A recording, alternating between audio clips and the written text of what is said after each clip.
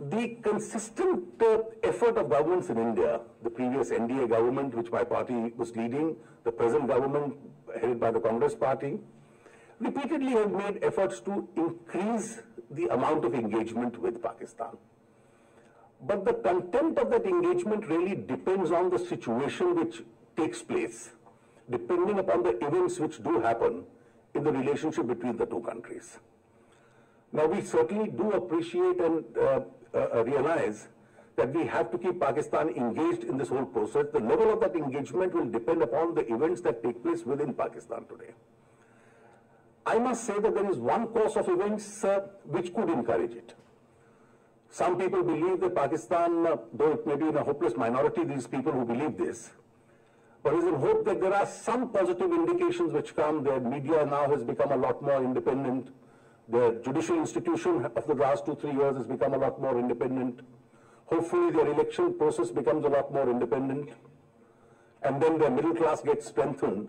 Economic priorities start governing them.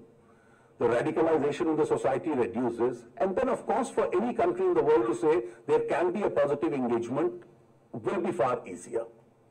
But is that the likely course Pakistan takes? Or the alternative likely course is that the world keeps debating whether keeping Osama bin Laden there was complicity or was it incompetence? The subsequent actions and the developments which have taken place are actually increasing the suspicion of complicity more than any other factor. If the strength of the civilian administration itself gets reduced, it's already a little low. The army and the ISI become more powerful.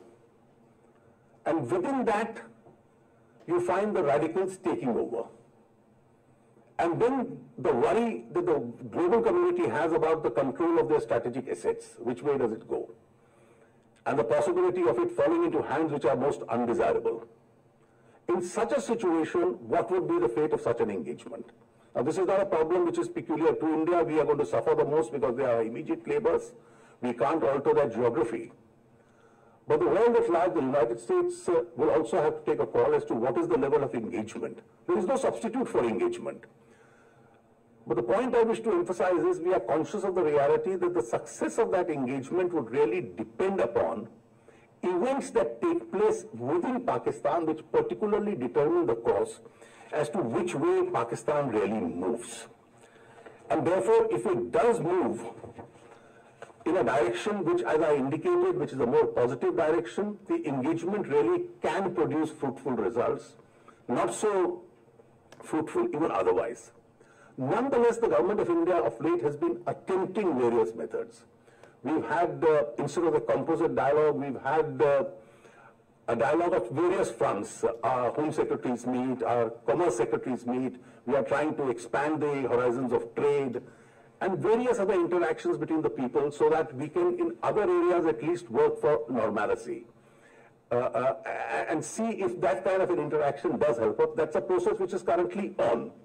But as I indicated, the outcome really will be determined by which way Pakistan does move. Another very important aspect in the region, of course, has been China and China's emergence as an important global power.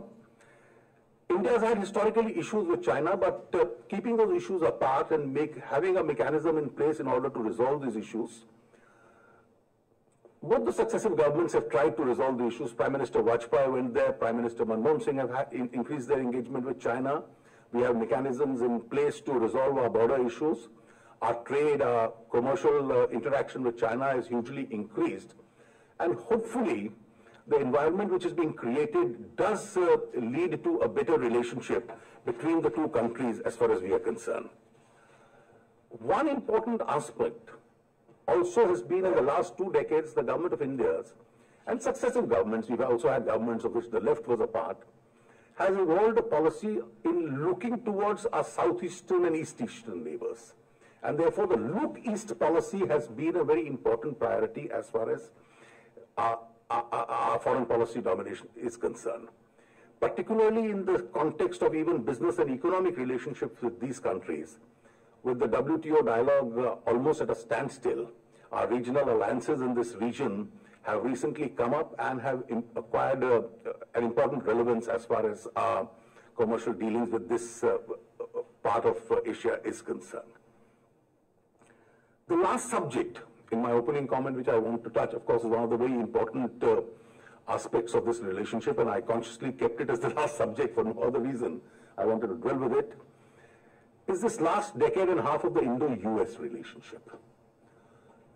When the NDA government was in power, I think we made a very important beginning in re-establishing the Indo-US relationship.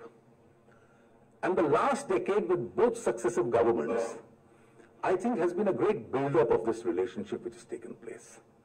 And today this relationship with various bilateral visits, with understanding in various areas, is a relationship which broadly has a bipartisan support as far as India is concerned. And I don't anticipate a situation where political changes ever in the future in India are going to seriously impinge upon this, if at all this is a relationship which is going to grow. Particularly because this relationship also has a large popular support as far as India is concerned. And as I mentioned in my opening comments, that this was a relationship between two very important democracies in the world, where even the functioning of foreign policy domain is very, very transparent. And it's almost now developed into the word that we use after President Obama's visit to India. It's a strategic partnership between the two countries which has existed. Our assessment of the situation in Afghanistan and our desire to leave behind a stable, developed, peaceful Afghanistan, I think is an assessment which now broadly converges. Recent events have again brought about a convergence in our assessment of the Pakistani situation also as far as India and the United States is concerned. I don't think our assessments are different. Our level of engagements based on that assessment may be different because our own priorities in this regard may be a little different. Our efforts in leading a global effort as far as non-proliferation is concerned, a universal, non-discriminatory nuclear disarmament is concerned, a shared partnership as far as democracy and developmental priorities are concerned. Now, these are all areas on which the interaction between India and US with successive governments has gradually been increasing. Therefore, today our cooperation is in strategic areas, in energy areas, climate change areas, education, economy, trade, science, technology, and these are some of the broad priorities which we have.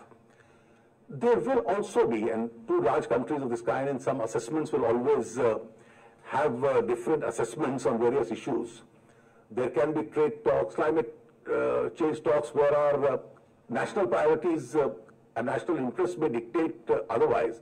But I think it's a relationship which can survive differences in some area and difference of perception in some other areas. But the broad fundamentals of this relationship are strong, and I see this as a very fruitful relationship which is going to leave its global footprints behind as far as our assessment of various issues within our region are concerned and as far as the larger global community is concerned. I have tried to keep my opening comments a little brief so that I'm sure there would be a large number of issues which our friends here have in mind on which they want to interact. Well, thank you very much for having provided me this brief opportunity.